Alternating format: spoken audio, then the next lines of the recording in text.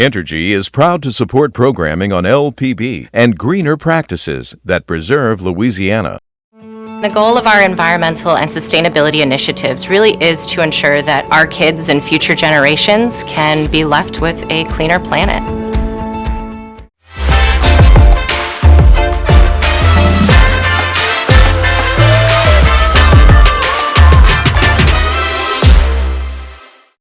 Additional support provided by the Fred B. and Ruth B. Ziegler Foundation and the Ziegler Art Museum located in Jennings City Hall.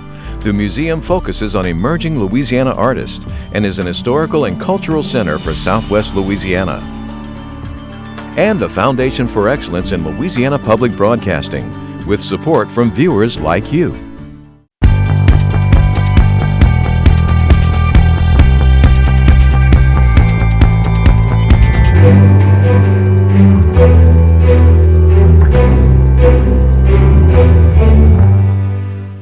Pregnant and postpartum women are more likely to be killed than non-pregnant, non-postpartum women. The leading cause of death for pregnant women in the U.S. Rent's gone up 9% in the capital region. Rent continues to climb. We've had tremendous discussions already. Will a meeting in the Heartland help the whole country? But the most important thing for an economic development professional is to read the information. Hidden help and COVID relief. Hi everyone, I'm Kara St. Cyr. And I'm Andre Morrow. At the state capitol this week, a bill that could see a woman hit with murder charges for having an abortion was set aside after legislators stripped parts of it that could have put her behind bars for ending a pregnancy or taking the wrong birth control. It's not exactly what the bill's sponsor, Republican Representative Danny McCormick, wanted, but he achieved one major goal, and that is a conversation about life beginning at conception with legal ramifications. House Bill 813 would also heavily restrict certain contraceptives and parts of the in vitro fertilization process. This legislation would be the most restrictive of abortion bans in this country if passed. Now, Democrat pro-life Governor John Bel Edwards did not support the bill. He said to suggest that a woman would be jailed for an abortion is simply absurd. Louisiana Right to Life echoed the governor's stance, saying, "Our longstanding policy is that abortion-vulnerable women should not be treated as criminals." It is patently unconstitutional, and it is violative of every person's oath of office in the legislature. And it would be violating mine. So I'm just telling you, I've never done this as your governor. 813, I don't think it will come to my desk. I know it won't get off my desk. And so I just wanted to make that announcement. There are better ways for us to proceed. McCormick countered that a woman who gets an abortion is the same as a woman who takes a child's life after birth. Now let's check on some of the other headlines making news this week.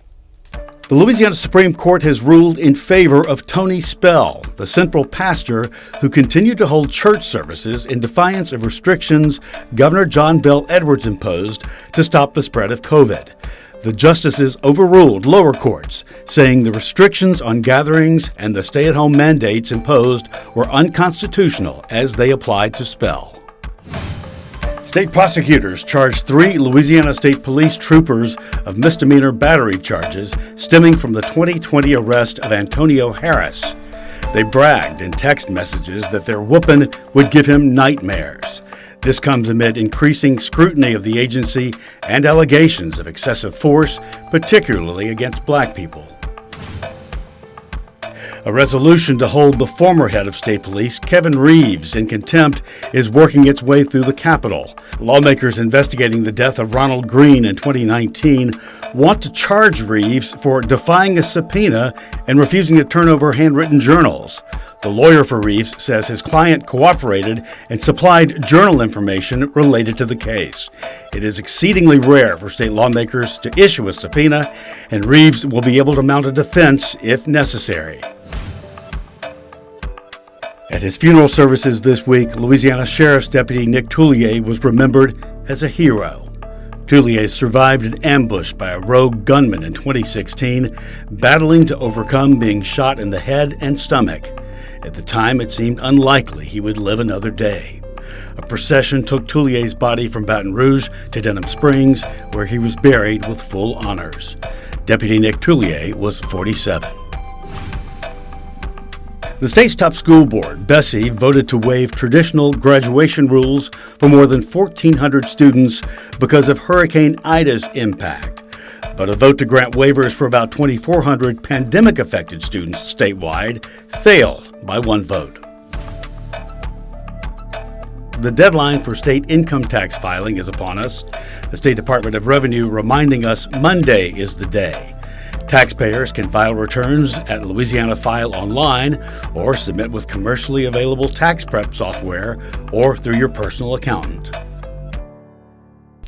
Also in headlines, a shortage of baby formula has parents and pediatricians worried, with more than 40% of formulas out of stock around the United States. The crisis is months in the making. It's a result of widespread pandemic supply chain issues exacerbated by the closure of a major production plant, which happened this past February. This week, President Biden announced that the federal government is working with manufacturers to increase production of formula and help families access existing stock. But many predict the shortage will last several more months. And Kara, it appears there is some very positive news for downtown Lake Charles. We need to hear that, don't we? The biggest daily reminder of Hurricane Laura. The owner of the storm-ravaged Capital One Tower gave a statement this week saying there are plans now to start construction of the first phase of the rebuild of that tower. The year-and-a-half battle with the insurer of the building has made headway, but there is a trial date in June between the two parties.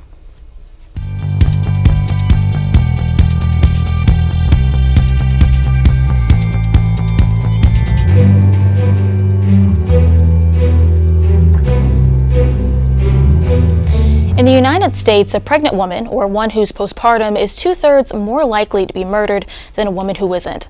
Homicide is the leading cause of death for expectant mothers in the U.S. and the third leading cause of death in Louisiana. Maeve Wallace, a reproductive and perinatal epidemiologist, researched this disturbing trend. Tonight, she gives us insight. From 2016 to 2017, the Maternal Mortality Review Board recorded 16 homicides targeting pregnant women in Louisiana. These deaths weren't individual crimes, but a small piece of a larger, more disturbing trend.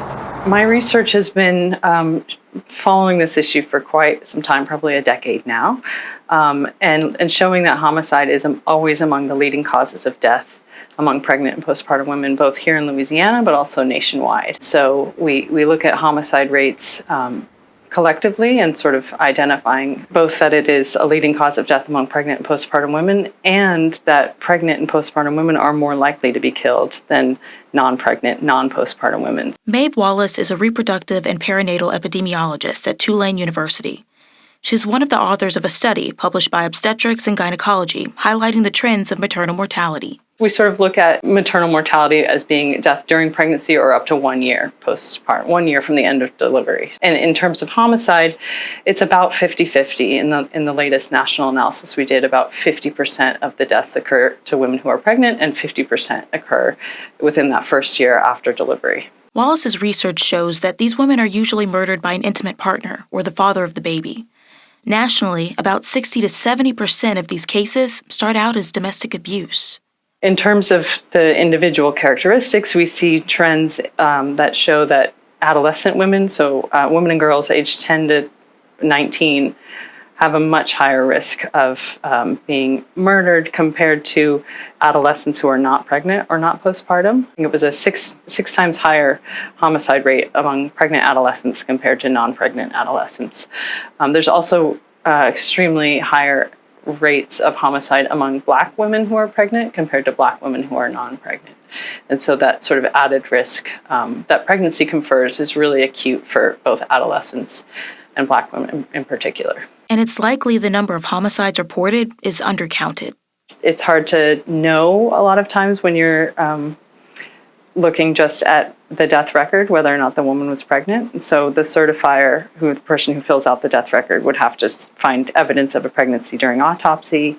But in cases that the pregnancy was super early weeks, they might not notice that and then classify the woman as not having been pregnant.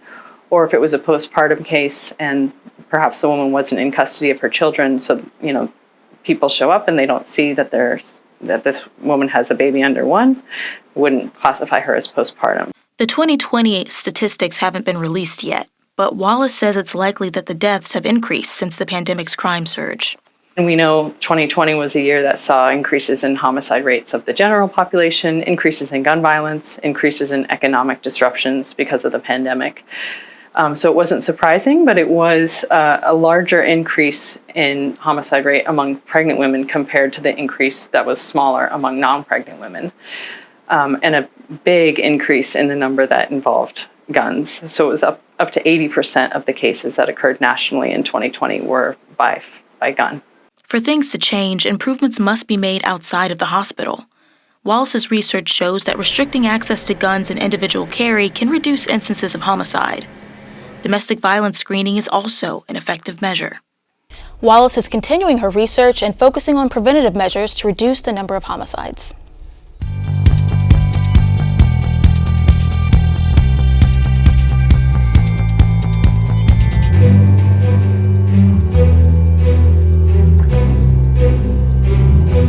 Rent hikes hit the majority of the country following trends of inflation and supply chain issues. Louisiana is no different. In Baton Rouge, rent increased 9% in 1 year. Though that number may seem small in comparison to other places, Andrew Fitzgerald, an economic analyst with the Baton Rouge Area Chamber of Commerce, says the hike is a considerable increase for a mid-sized city. When you think about rent increases, you probably think of big cities like New York, Los Angeles, or San Francisco. But the price hikes are happening in Louisiana too. Andrew Fitzgerald is an economic analyst with the Baton Rouge Area Chamber of Commerce. The housing market falls into his line of research. He says that the rent increases, though small in comparison, are significant to the people who live here. The data shows that from quarter 1 2020 to this quarter 1 2022, rent's gone up 9% in the capital region. So let's say you're paying about $1,000 for a month for a 1-bed, 1-bath. That would be almost an $1,100 a month after the increase because of inflation, which is about $1,200 a year. The 9% increase in Baton Rouge may sound like a small uptick, but on average, rent usually increases 1 to 4% each year. There's a few contributing factors. What we're seeing really is that a lack of availability for housing generally is hurting both the rental and the home purchase markets. What happens generally is when someone graduates for college or leaves their parents' home, they get a rental to start and eventually saves up to put a down payment on a home. What's happening is there's a lack of housing available, so those renters aren't unable to enter the housing market, so it's creating a clog. Apartments are saying there's more demand for my units than there ever been before, and with supply and demand, you can simply charge more and people have no choice but to pay. A number of parishes in Louisiana are facing a tight housing market. Last month, Ascension Parish only had about 15 days of housing stock, meaning that if no new houses popped up on the market in 15 days, there wouldn't be any homes to sell. It's happening around the capital region. Generally, for the metro, we have about a month to a month and a half of housing stock, which is down almost 50%, 40 to 50% from last year. The lack of availability in housing is a problem within itself.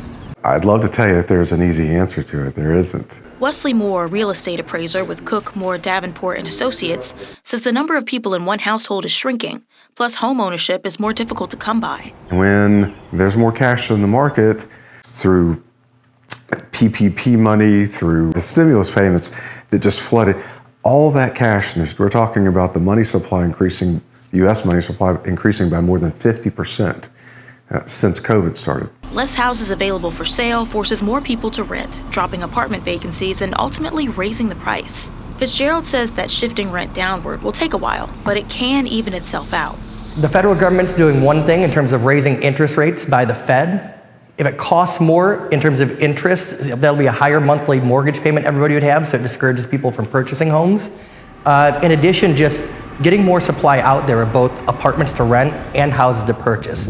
So there's a demand side you can lower by making credit more expensive, is how I would phrase that. There's a supply side also where if we increase the supply of housing, there's not that bottleneck like there is in the rental business right now, and landlords would then most likely have to go back to charging lower rates.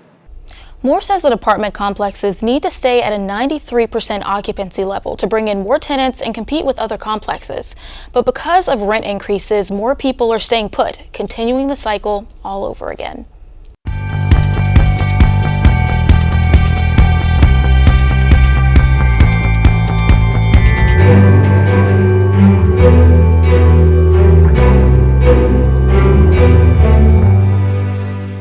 I don't have to tell you that we are living in unprecedented times. Times of inflation, gas, milk going through the roof if you can get it, and also at a time when pandemic relief money from Washington is pouring into the state in big numbers. The Revenue Estimating Conference has just presented a rosier forecast for Louisiana for next year. So that means more money in the budget, not money that we've ever seen before. Michael Olivier is the CEO for the Committee of 100 for Economic Development. And you have said, Michael, welcome by the way, that local economic development groups should really dive deep into these programs to see what they say, because there could be other things that could be helped by it. I do a lot of work in terms of the International Economic Development Council, our professional association nationwide, in training people in the economic development world. One of the things we are telling them now is they need to read all of the acts that have this abundance of money that not only is coming to Louisiana, but is going to every state. Every state, yeah. And it's an amazing number. It's overwhelming, in fact. Some of the money goes directly to the state government, some goes directly to the municipality, some goes to the county or parish government, some goes directly to schools. But the most important thing for an economic development professional is to read the information and glean from that so they can assist their stakeholders on what they can do best and how to apply those monies. Because too many times, many of our smaller communities in particular don't have the capacity to be able to wade through these thousands and thousands of words, but there are opportunities that exist for them to let their stakeholders know how these monies can be applied. And these are coming from the CARES Act and some of these other many COVID relief acts. It's astounding, the numbers. And the American Rescue Plan, $1.9 billion. The Infrastructure Plan, $550 billion. Build Back America, $1.75 trillion. COVID relief, $900 billion. The CARES Act, and there could be more.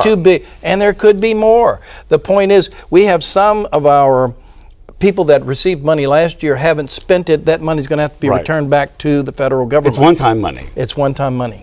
So these are these local government agencies and businesses and organizations. Well, they're supposed to be reading this, right? To let people who go to them and say, can I get a loan for something, or could I get help with my business perhaps? Well, are we talking about that? In some cases, yes, because some of these acts have information that leads to business development opportunity.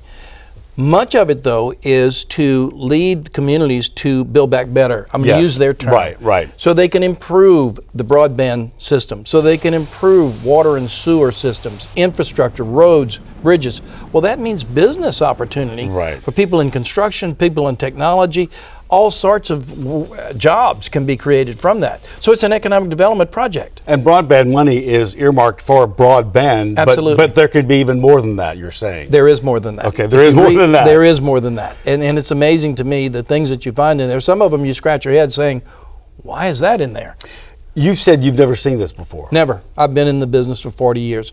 I've never seen this much, and it's overwhelming, this much that is coming in terms of assistance to help us spring forward so we can have a better economy. Okay, so what's good about it? What concerns you about it? What's good about it is it's like the program that was under the Eisenhower administration to advance the United States highway system to build the interstates, right? It's going to be that kind of an effect.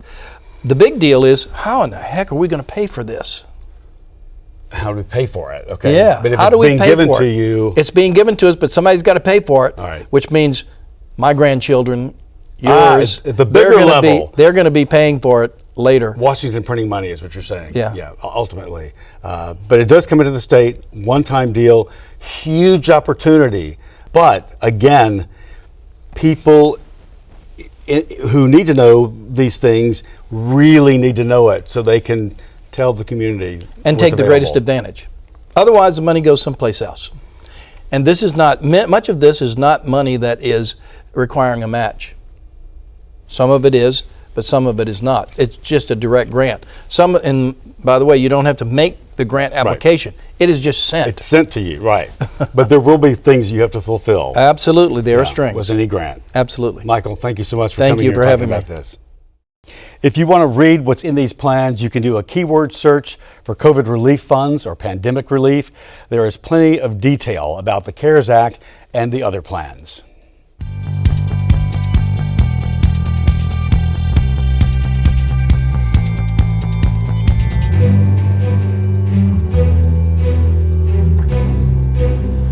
Well, this week found business and thought leaders converging on Northwest Arkansas for an event called the Heartland Summit. Heartland Summit is the flagship event of Heartland Forward. That's a think and do tank that is based in Bentonville, Arkansas.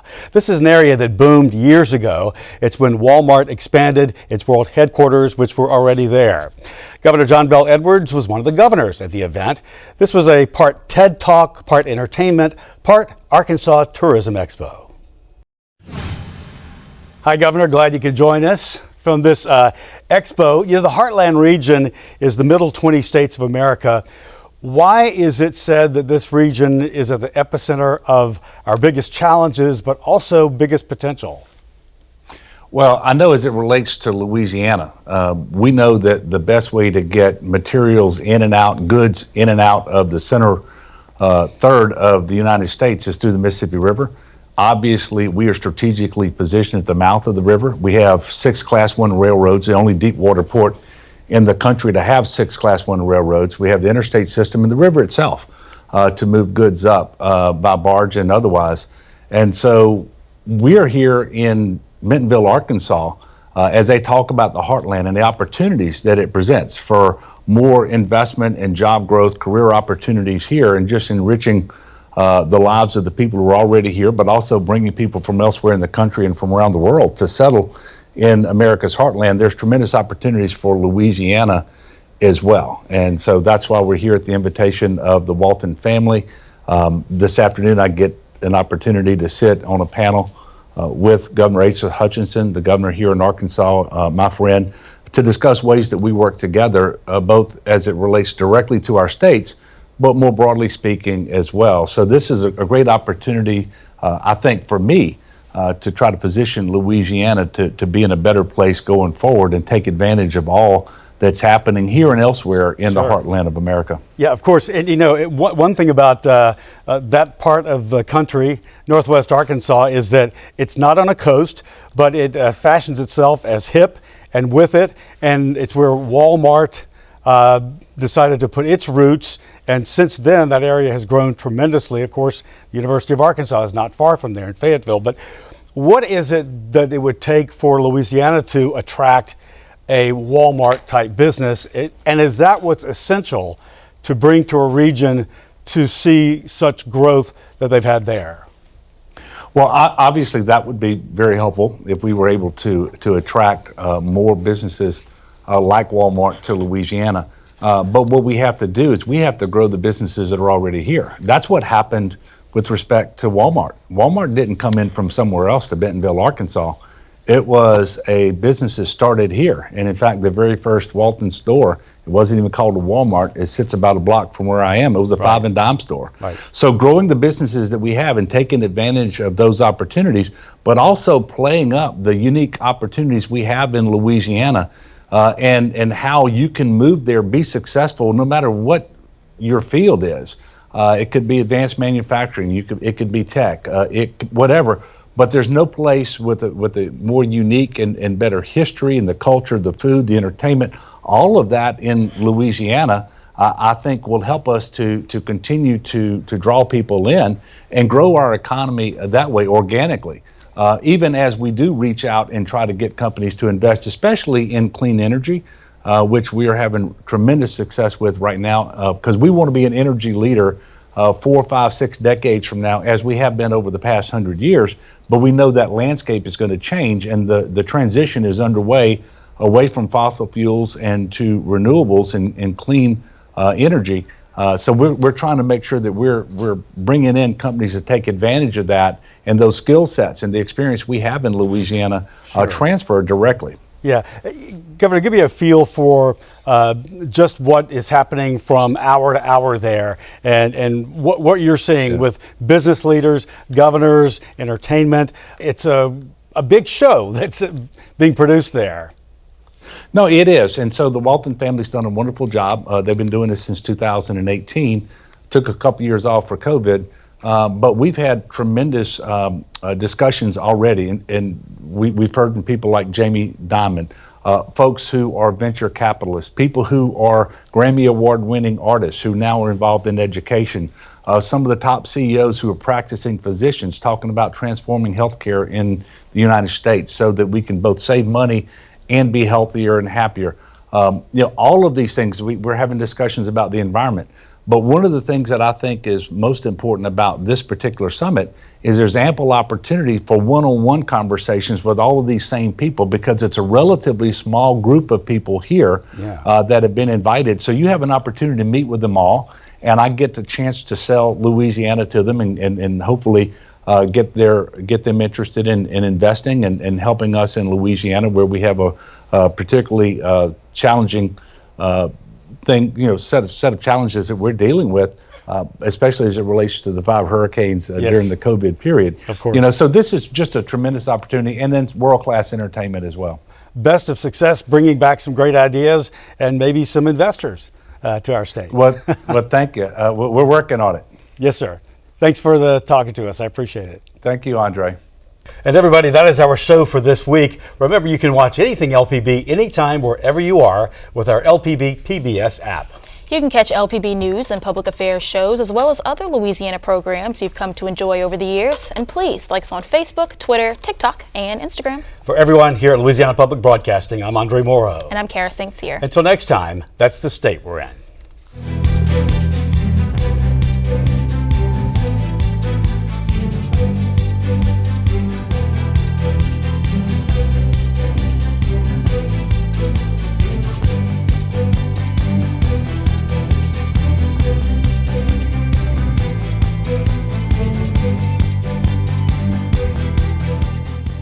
Entergy is proud to support programming on LPB and greener practices that preserve Louisiana. The goal of our environmental and sustainability initiatives really is to ensure that our kids and future generations can be left with a cleaner planet.